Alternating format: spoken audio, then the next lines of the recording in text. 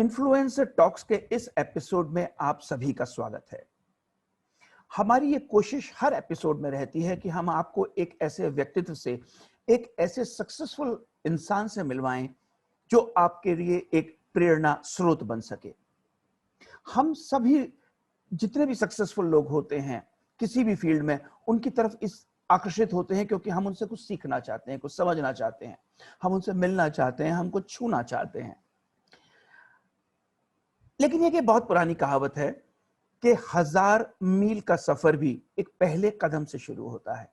और जो लोग आज सक्सेसफुल हैं, उन्होंने जब वो पहला कदम उठाया होगा और आज का दिन जब वो एक मुकाम पर पहुंच चुके हैं, उन्होंने एक अथक मेहनत की होगी, उनको फेलियर्स मिले होंगे, उनको सक्सेसेस मिली होंगी, उन्होंने बहुत कुछ सीखा होगा, उन्होंने दूसरों को अपना आइडल मान के सीखा होगा, समझा होगा, और फिर आज वो एक अपने मुकाम पर पहुंच पाए हैं।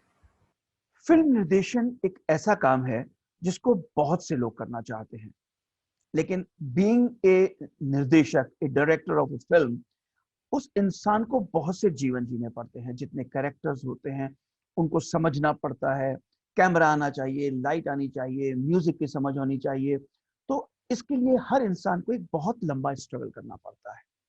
लेकिन आज हम आपकी एक मुलाकात एक ऐसे इंसान से कराएंगे जिसका बचपन से सपना था कि वो एक फिल्म निर्देशक बनेगा, और अपने लंबे स्ट्रगल के बाद उसको ये चांस मिला भी कि उसने पहली हिंदी फीचर फिल्म डायरेक्ट की है, जिसकी शूटिंग अभी खत्म हो चुकी है और उसका पोस्ट प्रोडक्शन चल रहा है और बहुत जल्दी वो रिलीज भी होने वाली है। तो आइए आज आपको मिलवाते हैं दीपक सिसोदिया से।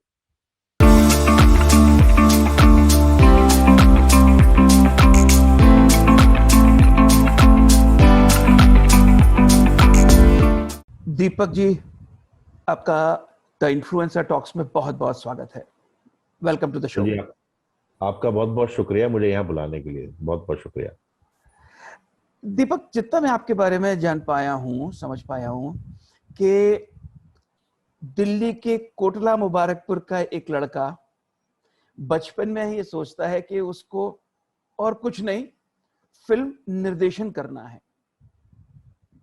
जनरली क्या होता है उस एज ग्रुप में, जब बच्चा पढ़ रहा है स्कूल में या कॉलेज में, तो जनरली लोग हीरो ज्यादा बनने की कोशिश करते हैं। तो उस जी जी। वक्त में आपका ये सोचना कि मैं फिल्म निर्देशन करूंगा, और फिर हम खैर डिटेल में आपके आगे बात करेंगे कि किस तरह से अगले पिछले 13 से 15 साल तक आपने स्ट्रगल किया। लेकिन शुरुआत हम करते हैं आपके स्कूल डेज से। तो थोड़ा सा अपने बारे में बताइए, कहाँ पढ़ाई हुई, फैमिली कैसी है, क्या है, और कहाँ आप रहते हैं? देखिए, मैं फैमिली से स्टार्ट करता हूँ। जी। मेरे फादर, जो अभी तो खैर नहीं रहे, वो एक टीचर थे। He was a music teacher. Alright. और दिल्ली में एक बड़ा फेमस स्कूल है टैगोर गार्डन में, होली चाइल्ड स्कूल करके। जी जी। So he was there, he served Holy Child for almost 35 years। ओ, तो अब एक टीचर, जब फादर ही हमारे टीचर है, तो घर में आप समझ सकते हैं कैसे माहौल क्या अनुशासित होगा। माहौल रहा होगा पूरा एकदम। जी जी तो उसके साथ, हालांकि वो गर्ल्स स्कूल था, बट जी मेरी स्कूलिंग शुरू हुई दिल्ली में एक हौसखास में स्कूल है, सहोदय। जी। It's a Catholic missionary school. Right. तो वहां से मैंने पढ़ाई अपनी शुरू करी। दिन 7th में I change my school from Sahodaya to defence colony में एक स्कूल है, doctor Radha Krishna international school. Okay. वहाँ हमने बाकी 8 से लेकर 12 तक अपनी सारी पढ़ाई वहीं पे की। और वहाँ मेरे को बहुत कुछ सीखने को मिला, जी बहुत कुछ सीखने को मिला। और जो मेरे को इस लाइन में आने की प्रेरणा भी मेरे को उसी स्कूल में जाकर मिला। वहां से मैंने कुछ प्ले वगैरह किए, फिर कुछ प्ले डायरेक्ट किए। I okay. Mean I was in 10th class only, तो I got an opportunity to direct a play. और वो राइट। प्ले अच्छा चल गया। जी। और वहां से शुरुआत हुई सफर की। और जैसा कि आपने बताया, सही में कि सब लोग नॉर्मली हीरो बनना चाहते बिल्कुल। हैं। तो अतुल जी,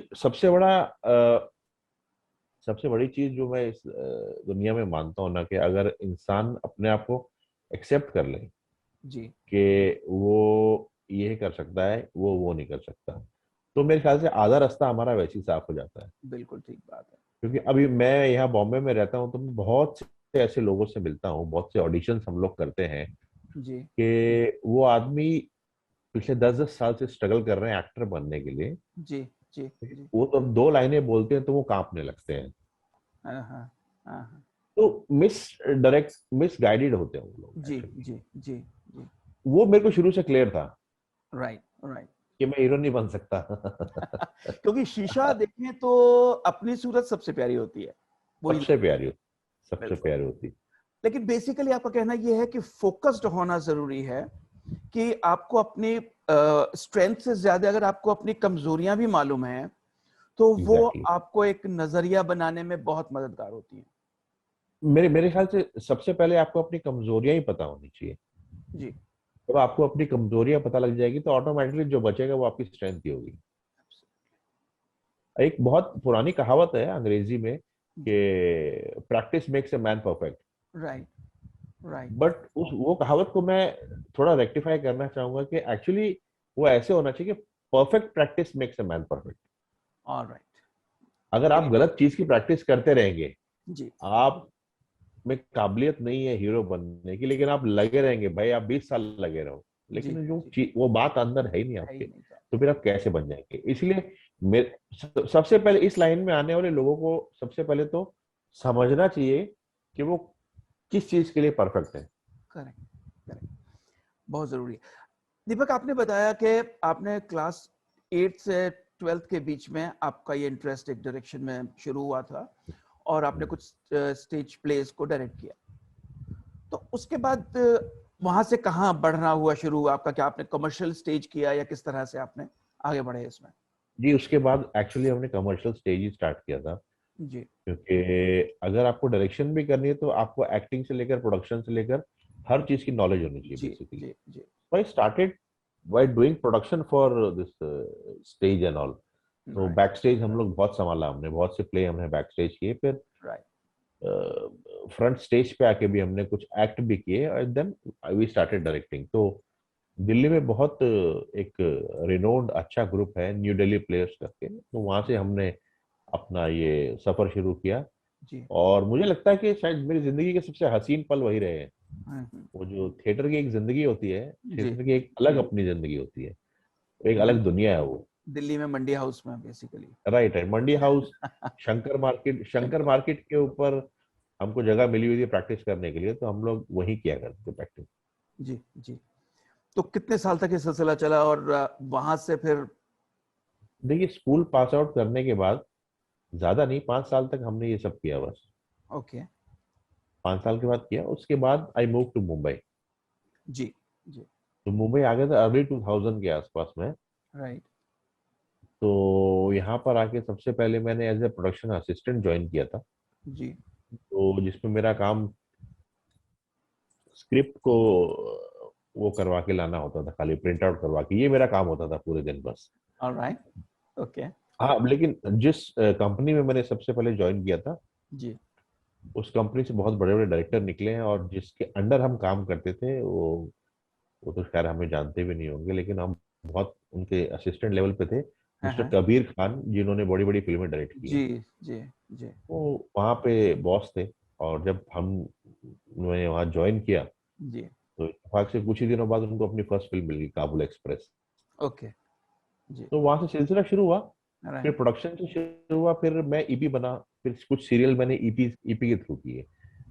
अच्छा। एज एन एग्जीक्यूटिव प्रोड्यूसर मैंने फिर ज्वाइन किया। हाँ, मैंने ये अच्छा रहा मेरे साथ लाइफ में जी। कि मेरे को बहुत से अच्छे अच्छे लोगों का सपोर्ट मिला, हम्म। और उन्होंने मेरे को बॉम्बे में जमने का मौका दिया। राइट। वो मेरे कुछ अच्छे दोस्त थे, बहुत अच्छे अच्छे दोस्त थे, जो इंडस्ट्री के अच्छे नोन लोगों में से उनका नाम है। जी जी। तो उन्होंने बहुत सपोर्ट किया है, कभी ऐसे फील नहीं होने दिया कि आउटसाइडर है। राइट। बस उनको मेरी एक बात बहुत अच्छी लगती थी कि मैंने जब उनको फर्स्ट टाइम अप्रोच किया था, जी। तो मैंने जॉब के लिए अप्रोच किया था, मैंने उनको एक्टिंग करने के लिए अप्रोच नहीं किया था। तो इसलिए ओके। बड़ा खुश हुए, वो कहता है कि हमारे पास जो भी आता है वो एक्टिंग के लिए अप्रोच एक्टिंग करता के है। लिए आते हैं। You are the first one जिसने बोला कि मेरे को आप कोई अच्छी जॉब दिलाओ। तो वहां से मेरा ये सिलसिला स्टार्ट हुआ था। ओके। और बॉम्बे में मैंने समझता हूँ कि आपने कुछ शायद न्यूज चैनल के लिए भी काम किया या? न्यूज चैनल के लिए मैंने दिल्ली में काम किया। ओके। न्यूज जी चैनल के लिए मैंने दिल्ली में काम किया कि, और कुछ ऐसी पारिवारिक परिस्थितियां ऐसी रही थी कि मुझे वापस दिल्ली जाना पड़ा। जी। तो फिर दिल्ली में मैंने फिर जीरो से स्टार्ट किया काम। तो दिल्ली में आपको पता ही है कि ज्यादा न्यूज का ही काम है। राइट। नोएडा में सारे न्यूज चैनल है अपने। जी तो जी वहीं से उनके साथ फिर मैंने काम शुरू किया। जी। फिर वापस जगह बनाई, फिर दिल्ली में फिल्म भी करी एक दिल्ली में मैंने। ओके। जी। जी। तो अच्छा, ये आप अर्ली 2000s में आप मुंबई आ गए थे, और जी। उसके बाद आप फिर वापस दिल्ली आए पारिवारिक अराउंड रीजन के लिए। अराउंड 2007 के आसपास, 8 के आसपास मैं जी। वापस दिल्ली आ गया था। मैं वापस दिल्ली आ गया था। दीपक, अभी आपकी पहली फिल्म, फीचर फिल्म जो आपने जी। डायरेक्ट की है, आपको मिली, तो उससे जी। पहले क्या आपने डायरेक्शन में कुछ काम किया एज एन असिस्टेंट डायरेक्टर, या कुछ किस तरह से आप इस फिल्म तक पहुंचे? एज एन असिस्टेंट डायरेक्टर तो मैंने किसी के साथ काम नहीं किया। जी लेकिन हाँ, एज एन क्रिएटिव डायरेक्टर मैंने कुछ काम किए, कुछ सीरियल किए, कुछ शोज किए। जी। और इस लाइन से जुड़े हुए हैं तो हर चीज की नॉलेज है ही। और मैंने शॉर्ट फिल्म्स बहुत बनाई थी। ओके। 5-7 अच्छी शॉर्ट फिल्म्स बनाई थी जो बड़े बड़े फेस्टिवल्स में उनको अच्छा रिस्पॉन्स भी मिला था। अच्छा। तो वो एक फिल्में मैंने कौन सी फिल्म, किस तरह की फिल्में थी ये जो आप शॉर्ट वो में? मेरा मकसद हमेशा ये रहा कि कोई मैसेज मिले।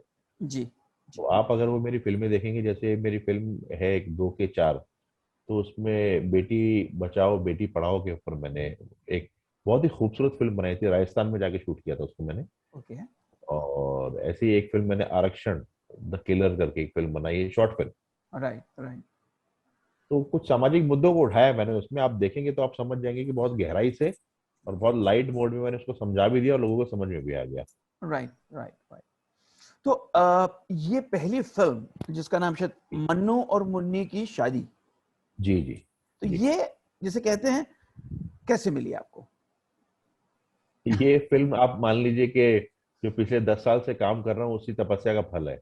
जी जी कि सबसे पहले तो अपने प्रोड्यूसर्स का शुक्रिया अदा करना चाहूंगा मैं कि उन्होंने मेरे ऊपर भरोसा जताया। जी जी। और बाकी मेरी टीम बहुत स्ट्रांग है, और जिन्होंने, हम लोगों ने इस काम को, हम 30 दिन का टारगेट लेके चले थे लेकिन हमने इसको 25 दिन में खत्म कर दिया फिल्म को। ओके और ओके। फिल्म बहुत खूबसूरत बनी है।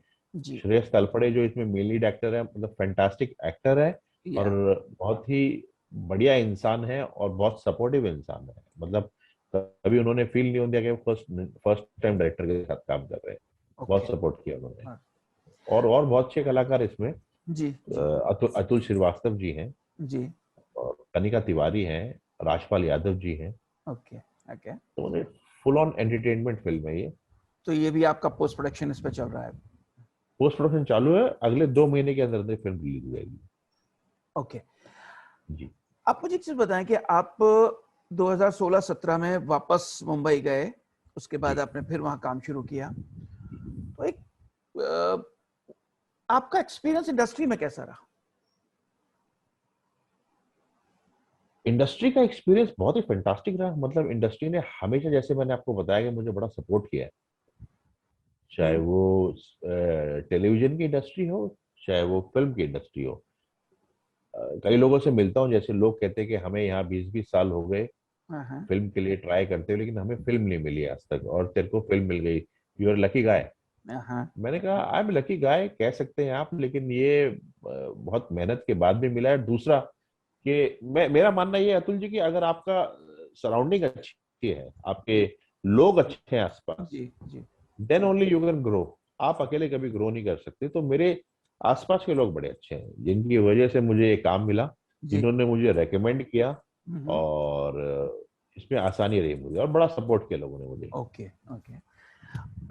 एक चीज बताइए कि sir, what is your take on casting couch? बहुत शोर होता है आज के जमाने में इसका। कास्टिंग काउच का देखिए, कभी ऐसा मेरा सामना तो हुआ नहीं इस चीज से, और ना कभी ना कभी होगा। जी। और हम लोग जैसे कहते हैं ना कि भूत है भूत है भूत है, हाँ जब तक हाँ। उस भूत को देख ना ले तो हम मान कैसे लेंगे भूत है। एक्चुअली कभी मेरे साथ ऐसा हुआ नहीं, ना मेरे साथ कोई ऐसा विक्टिम कभी किसी से मेरी मुलाकात हुई जो मुझे आके बोले कि मेरे साथ कास्टिंग काउच हुई है। हाँ हाँ। हाँ, अच्छे बुरे लोग हर तरह के होते हैं, हर जगह होते हैं हर अच्छे जगह बुरे होता लोग। है। जी लेकिन ऐसा नहीं है, देखिए कोई आपको जबरदस्ती किसी काम के लिए फोर्स नहीं कर सकता कभी भी। अतुल जी, सबसे बड़ी प्रॉब्लम पता है क्या, मैं आपको बताता हूँ जी इस लाइन की प्रॉब्लम या इसकी ब्यूटी, या दोनों आप कुछ भी समझ लीजिए, कि इस लाइन में आने का कोई क्राइटेरिया नहीं है, कोई क्वालिफिकेशन नहीं चाहिए, कोई कुछ नहीं चाहिए। तो जी। क्या होता है कि गली में भी अगर चार लोगों ने किसी को बोल दिया गया, यार आप तो बहुत खूबसूरत लगते हो, हम्म। आप तो बहुत अच्छे लगते हो, तो आप बॉलीवुड में क्यों नहीं आते, तो हर कोई उठ के बॉलीवुड आ जाता है। आजा। और एक पीरियड ऑफ टाइम तक वो, उनके अंदर वो एनर्जी रहती है, वो जोश रहता है, वो कोशिश करते हैं, काम नहीं मिलता। देन बिल्कुल।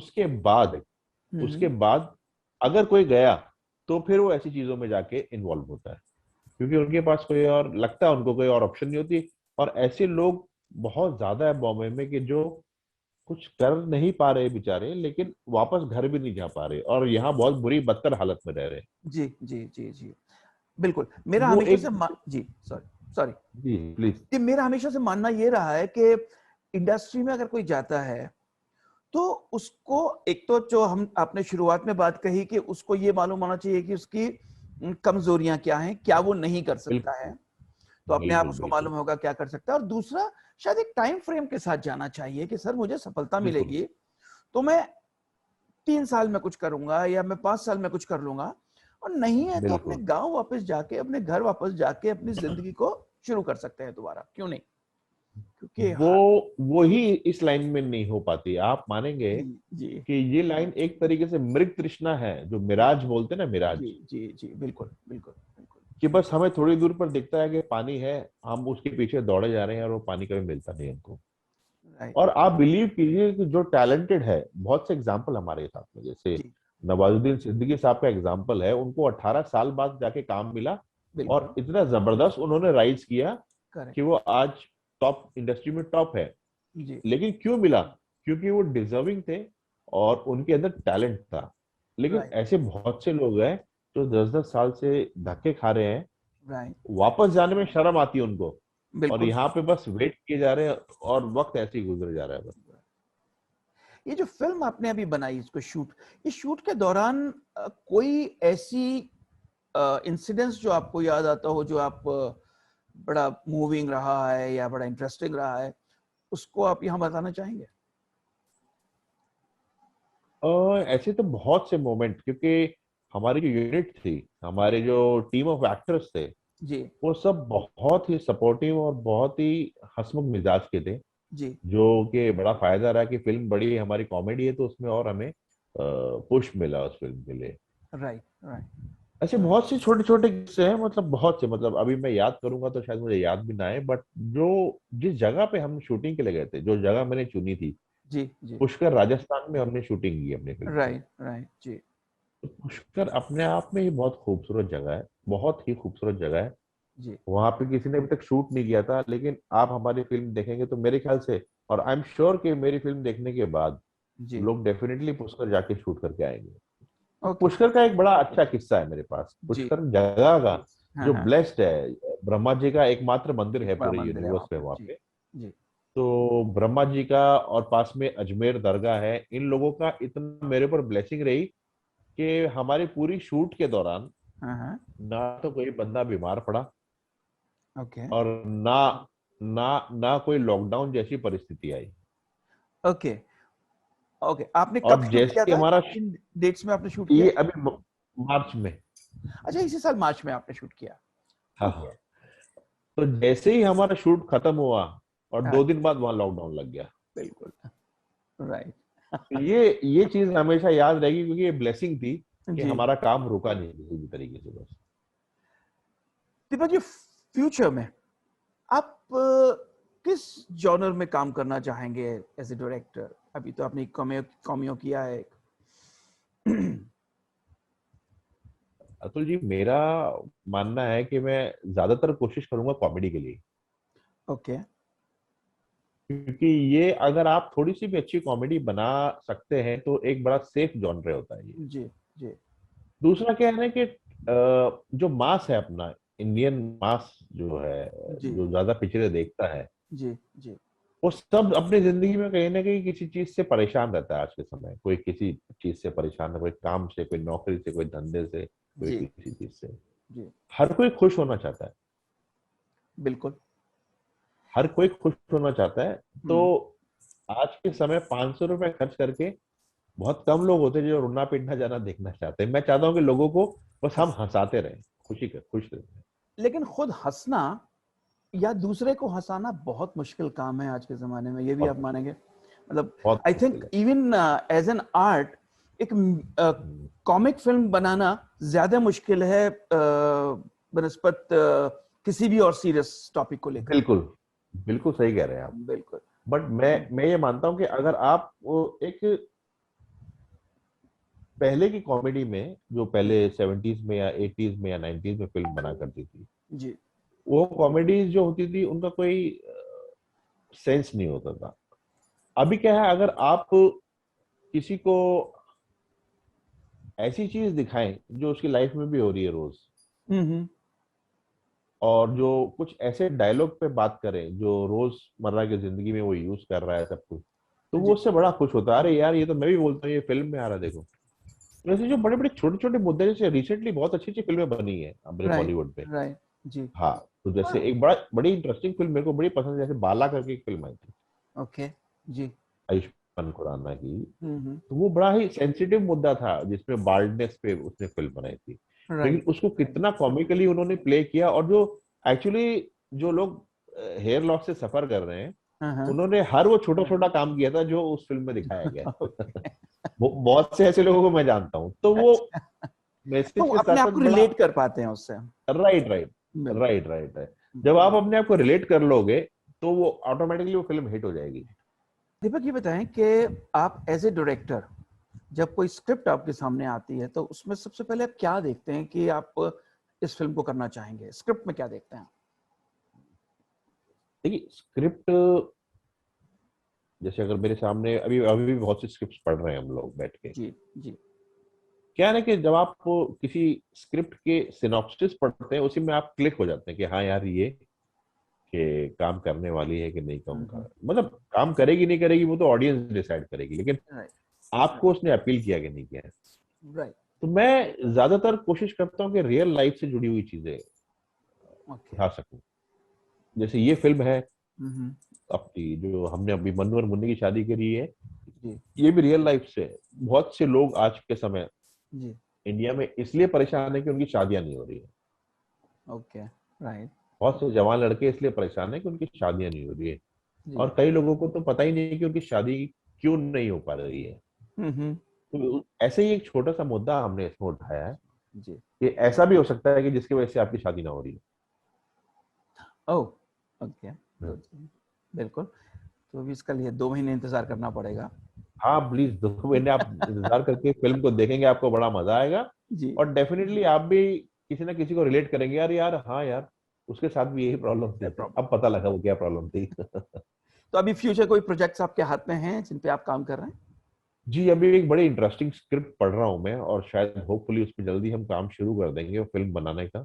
जी। कि मुबारक हो, कोरोना हुआ है। Oh okay. ये अच्छा।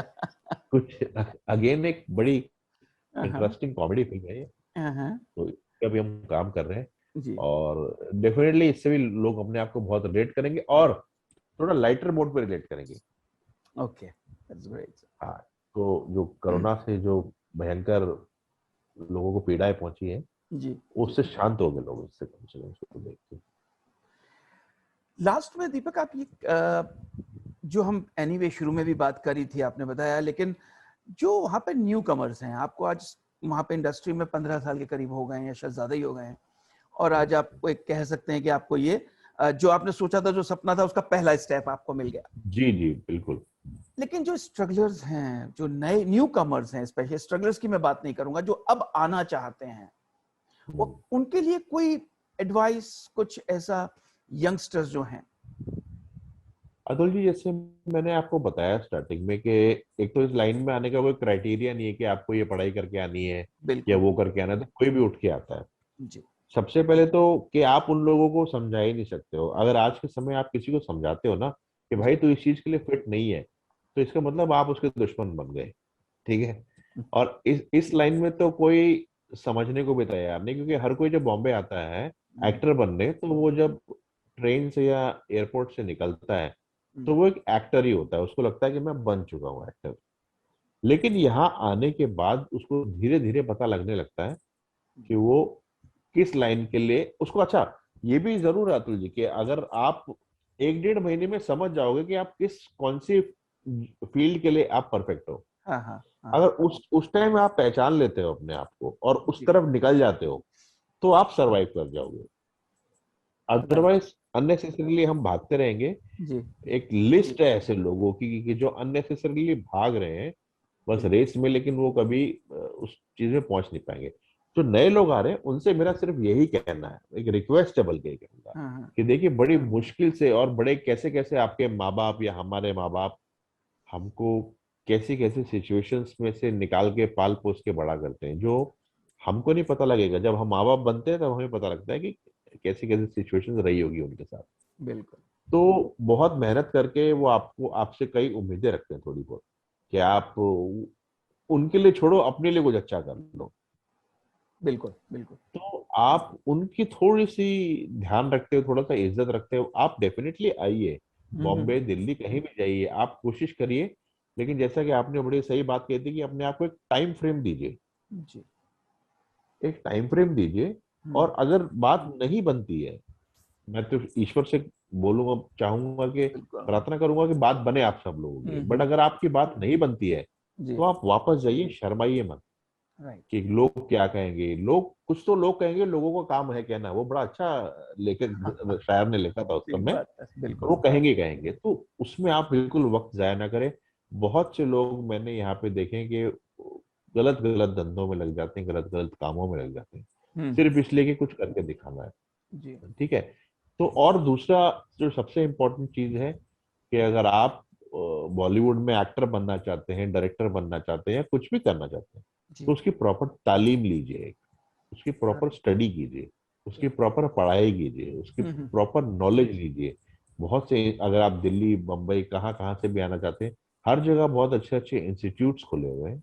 आप वहाँ जाइए, सीखिए वहाँ पे उस चीज को पहले, क्या है क्या है वो चीज, जी। उसके बाद आप आइए और डेफिनेटली ट्राई कीजिए। True true. Right Deepak, thank you very much and I wish you all the best for your coming film and Atul also ji, for the future. बहुत बहुत धन्यवाद आपका। और आपके लिए मैं दो शब्द जरूर कहना चाहूंगा कि बहुत इजी है बड़े स्टार्स को इंटरव्यू करना, अप्रोच करना और उनकी शान में और चार चांद लगा देना। लेकिन बहुत मुश्किल है ऐसा बड़ा कदम उठाना कि न्यू कमर्स के साथ आपको, आप जो कर रहे हैं उनको आगे बढ़ा रहे हैं, उनको आगे बढ़ाने की कोशिश कर रहे हैं, और इतना बड़ा आप जो दाव खेल रहे हैं, I am hats off to you sir. Thank और you. मैं चाहूंगा कि आप और खूब तरक्की करें और बहुत से लोगों का भविष्य आपकी वजह से चेंज हो जाए, सब अच्छा बेटर हो जाएगा। जैसे कल आपने जिक्र किया भी था कि जो आपने लास्ट इंटरव्यू किया था, जी जी। तो उनका गवर्नमेंट की तरफ से उनको बड़ा अच्छा सपोर्ट मिल रहा है, मिल रहा बताया है। था। जी जी जी जी बिल्कुल। Definitely Atul ji, god bless you, मैं आपको यही कहना चाहूंगा, गॉड ब्लेस यू। और ऐसे ही बस अच्छा काम करते रहिए, यही काम आता है आगे बस। Thank you. Thank you. Thank you Atul ji, take care.